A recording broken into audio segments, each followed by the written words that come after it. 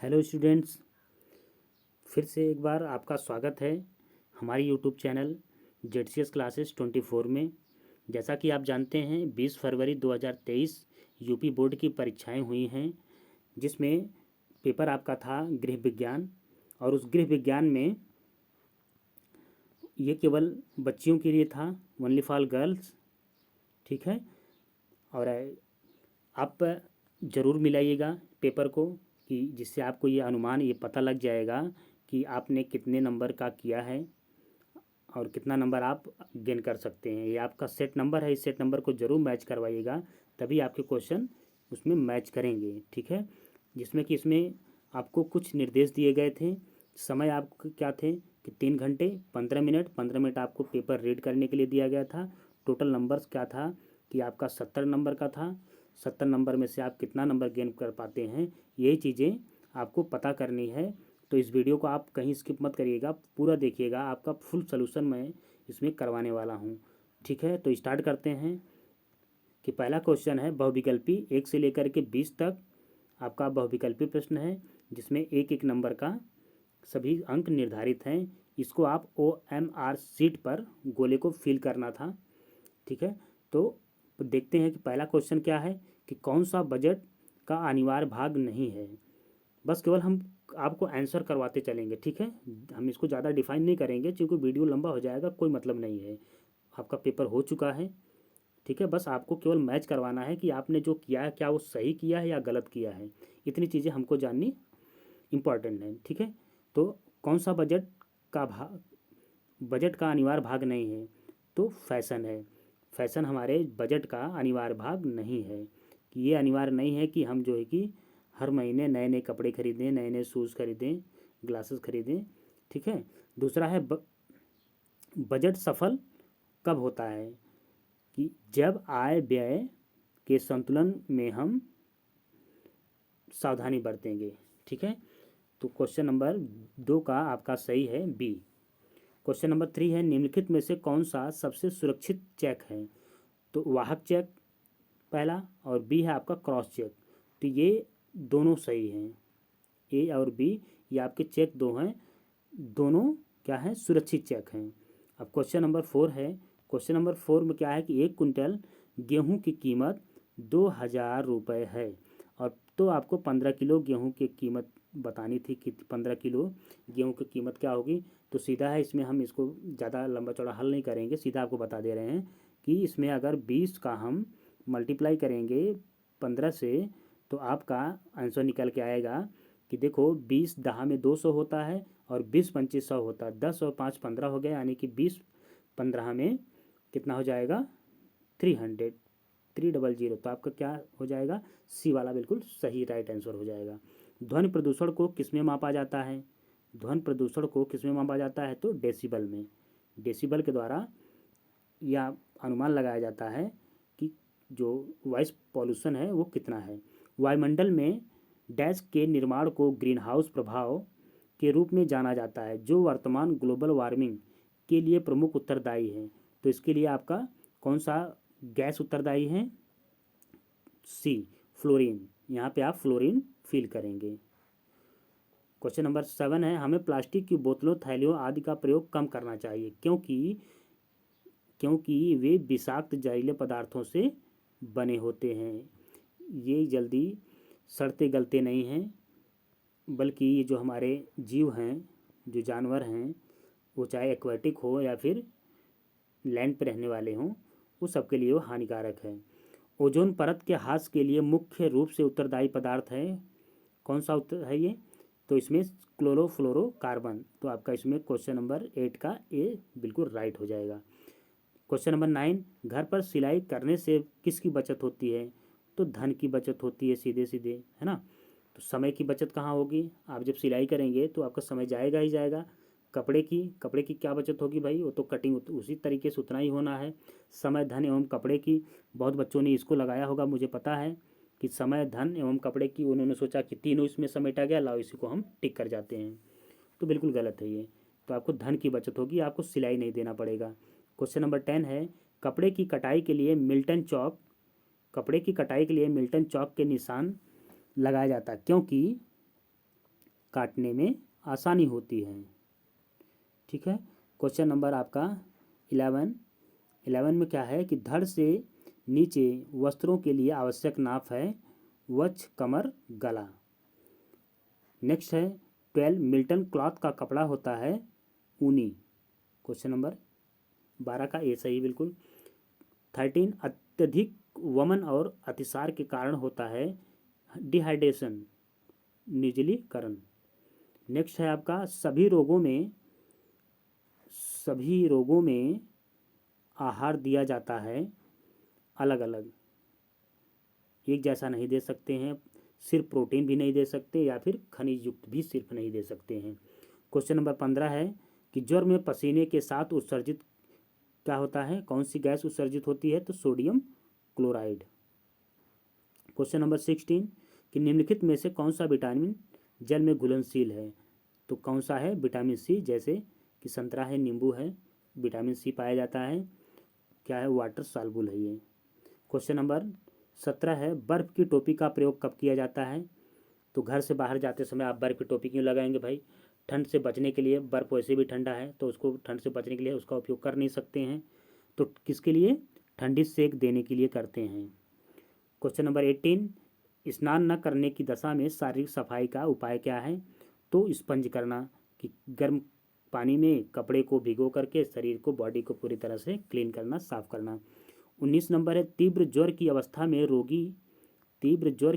में रोगी को लाभप्रद रहती है। क्या लाभप्रद रहता है, अगर ज़्यादा बुखार है तो आप देखो घर पे जो आपका रुमाल होता है गर्म, उसको थोड़ा सा भिगो करके ठंडे पानी में आपके माथे पर रखते हैं, तो उसके ठंडी सेक कहते हैं उसको। ठीक है, तो आपका आंसर ये बिल्कुल सही है।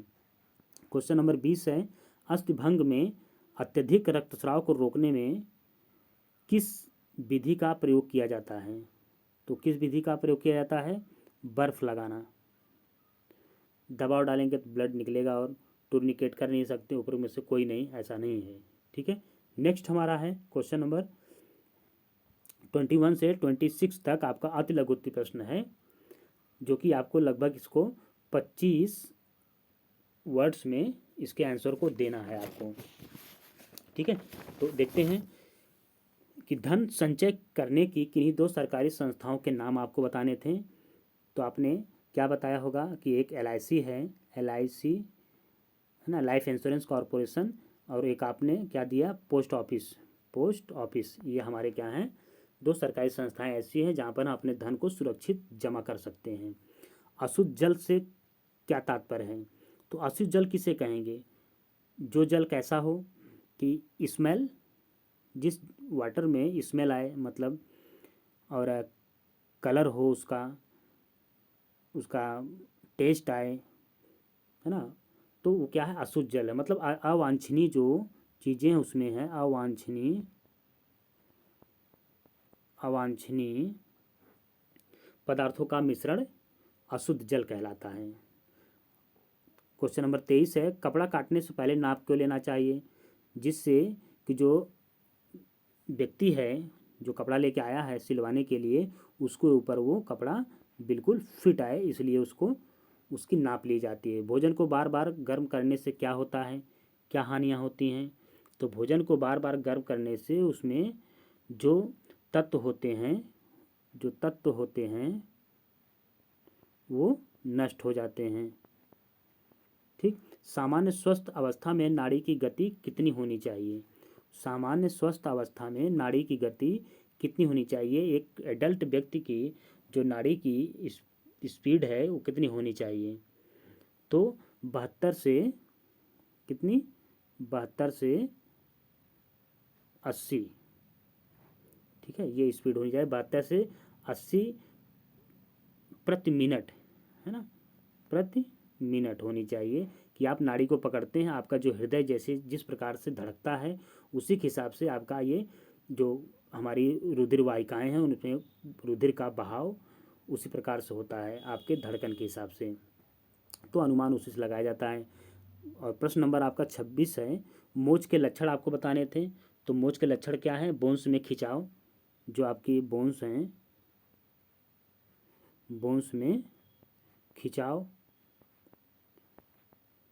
या स्नायु में खिंचाव आप कह सकते हैं, जिसको स्प्रेन कहते हैं। नेक्स्ट है लघु उत्तरीय प्रश्न। इसमें आपका 27 से 31 तक लघु उत्तरीय प्रश्न है, जिसमें आपको कम से कम 50 वर्ड्स में आपको उसको आंसर देना था, 50 शब्दों में। तो क्वेश्चन देखते हैं कि बजट 27 नंबर है कि बजट बनाते समय किन विशेष आवश्यकताओं को ध्यान में रखना चाहिए।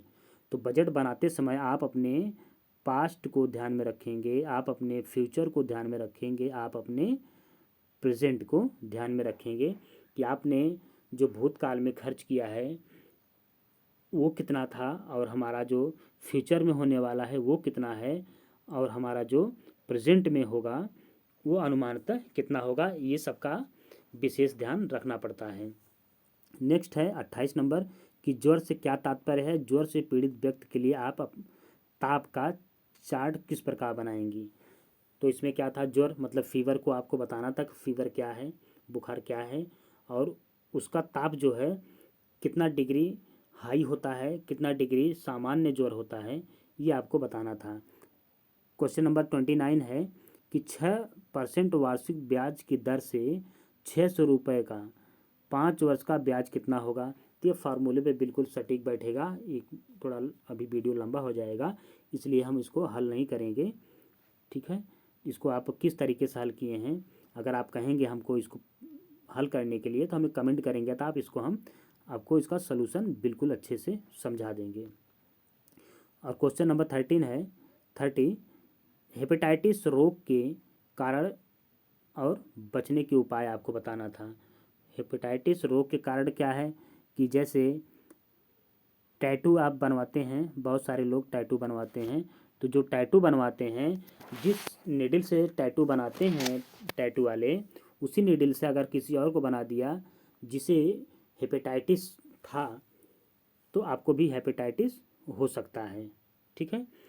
अगर और क्या है कि संक्रमित ब्लड का इंजेक्शन दोहरा देने पर, किसी को हेपेटाइटिस था उसको लगा करके किसी और को लगा दिया, तो उसको उसका जो जीवाणु है वो उसके में एंट्री कर जाएंगे। लंबे समय से पीलिया अगर किसी को है तो उसमें हेपेटाइटिस रोग होने की संभावनाएं होती हैं, ठीक है। तो क्या क्या असुरक्षित टैटू बनवाना, लंबे समय से पीलिया, या फिर संक्रमित ब्लड से हेपेटाइटिस होने के कारण है। इससे बचने के उपाय भी आपको देने थे, ठीक है। क्वेश्चन नंबर 31 देखना है कि कपड़ा सिलने से पूर्व किन बातों को ध्यान में रखना चाहिए। तो कपड़ा सिलने से पहले आप क्या बातें रखेंगे, ध्यान रखेंगे कि जो आपने नाप लिया है वो बिल्कुल क्या हो, सही हो, है ना। और जो आप उसकी कटाई करेंगे कहीं पर वो तिरछा या आड़ा टेढ़ा ना होने पाए। क्लियर। चलिए आइए हम आते हैं अपने दीर्घ उत्तरीय प्रश्न की तरफ, जो कि दीर्घ उत्तरीय प्रश्न आपका 32 से लेकर के 34 तक दिया गया था, और इसको आपको लगभग 100 वर्ड्स में करना था। तो देखते हैं कि पारिवारिक बजट से क्या अभिप्राय है। एक उत्तम बजट की किन्हीं 4 विशेषताओं का वर्णन करना था आपको। तो इसका क्या था, परिवार की आर्थिक व्यवस्था का क्रमबद्ध सुनियोजित विवरण ही क्या कहलाता है, पारिवारिक बजट कहलाता है। कि हम अगर परिवार के बजट का चार्ट बना रहे हैं तो उसमें सबसे पहले क्या देखेंगे कि वो क्रमबद्ध हो, कि किस डेट से किस डेट तक हमने क्या क्या चीज़ों का खरीद फरोख्त किया है, तो क्रमबद्ध होना चाहिए वो। और क्या कि सुनियोजित होनी चाहिए, सुनियोजित होनी चाहिए, ठीक है। इन चीज़ों का आपको ध्यान रखना था। इसको आप लंबा करके थोड़ा डिफाइन करके अपने तरीके से अपनी भाषा में लिख सकते थे। अब दो करना था, एक करना था आपको, अथवा दिया है बीच में, आपको ये बीच में अथवा दिया है, तो दोनों में से एक ही करना था। चाहे आप ऊपर वाले को करते, इसको करते, या आप इसको करते हैं, ठीक है। 32 में ये करते या फिर इसको करते। अपशिष्ट प्रबंधन से आप क्या अभिप्राय है, कचरे का निस्तारण आप कैसे करेंगे। आप जानते ही हैं कि सूखा कचरा और गीला कचरा को किस प्रकार से रखना पड़ता है, कहाँ पर उसको फेंकना पड़ता है, इन चीज़ों का हमें ध्यान रखना था। आइए हम आते हैं क्वेश्चन नंबर 33 पर। भोजन पकाने के मुख्य उद्देश्य क्या है? भोजन पकाते समय आप किन किन बातों का ध्यान रखेंगे? भोजन पकाने के मुख्य उद्देश्य क्या है कि भोजन सामग्री को सुपाच्य बनाना, जो भोजन आप बना रहे हैं वो क्यों, जिससे कि वो सुपाच्य हो, अच्छी तरह से वो डाइजेस्ट हो जाए। ठीक है, एक नंबर हो गया सुपाच्य हो, सुपाच्य हो। और क्या हो कि रूप उसका सुधर जाए, कि जो चावल है उसका क्या रूप था कि वो एक हार्ड पोजीशन में था, अब किस में आ जाए, एक फ्लेक्सिबल यानी कि थोड़ा लचीला, थोड़ा नरम हो जाए। दूसरा उसे क्या कि कीटाणुनाशक बनाने के लिए, कीटाणु नाशक बनाने के लिए, जिससे उसमें कीटाणु न रह जाए। एक बात, और इसी में आपको अथवा करके यहाँ पे दिया है, तो इसको आप करते हैं या फिर इसको करते हैं, दोनों में से कोई एक करना था। रोगी का आहार तैयार करते समय किन किन बातों का ध्यान देना आवश्यक है, विस्तृत रूप से आपको इसको लिखना था। क्वेश्चन नंबर 34 को देखते हैं कि अस्थिभंग के मुख्य प्रकार बताइए। हड्डियों की टूट, अस्थिभंग एवं मोच में होने वाली प्राथमिक उपचार। तो अस्थिभंग के मुख्य प्रकार आपको बताना था, तो इसमें मुख्य प्रकार क्या हो सकते हैं, इसके मुख्य प्रकार को देख लेते हैं थोड़ा सा। कि एक हड्डी का टूटना क्या होता है, एक साधारण हड्डी टूट होती है, साधारण रूप से कि आपको मोच आ गया या कोई अंगुली या पैर की अंगुली का फ्रैक्चर हो गया, ये साधारण टूट है। पेचीदा टूट होता है, एक आपका पेचीदा टूट होता है, जिसमें आपके जो पैर की हड्डी बड़ी वाली, फीमर है, हाथ की हड्डी बड़ी वाली है, इनका टूट जाना पेचीदा अस्थिभंग कहलाता है।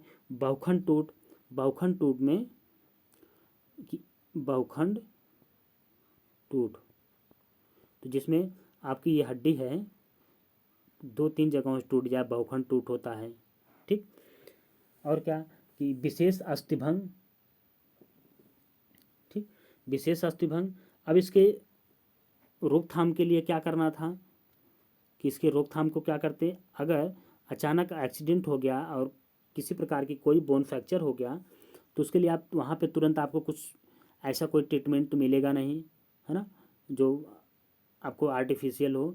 आपको उसका जो ट्रीटमेंट करना है कुछ नेचुरल तरीके से करना है, कि अगर यहाँ से हड्डी टूट गई है यहाँ से, तो उसके लिए आप क्या करेंगे, कोई भी वहाँ पे लकड़ी वगैरह होगी, उसके लिए आप वहाँ से ले करके खपीच लगाएंगे। ऐसे खपीच लगा कर आपके पास गमछी होगी या रुमाल होगा या आप बनियान होगा, तो उससे उसको लपेट करके कस करके उसको बांध देंगे, उसको थोड़ा सा धैर्य और साहस देंगे, और फिर उसके बाद उसको किसी गाड़ी के किसी संसाधन के द्वारा उसको हॉस्पिटल पहुँचाएँगे। क्लियर है? तो आपके पूरे पेपर में कितने प्रश्न थे, 32 प्रश्न थे, सॉरी 34 प्रश्न थे, जिसमें मैंने पूरा पेपर आपको हल करके बता दिया। अब आपको ये आइडिया मिल गया होगा, पता चल गया होगा कि आप 70 में से कितना नंबर जो है कि पा सकते हैं, इसका अनुमान लग गया होगा। सो गर्ल्स, आप हमें ज़रूर बताइएगा कि आप 70 में से आपने 70 में से आपने कितना नंबर गेन किया, 50 या फिर 55 या फिर 60। ठीक है, ज़रूर बताइएगा। अगर कोई डाउट हो तो उसको भी हमको कमेंट के माध्यम से आप बता सकते हैं। सो वीडियो को यहीं पर हम स्टॉप करते हैं। Thank you for watching. अपना ध्यान रखिएगा। जय हिंद।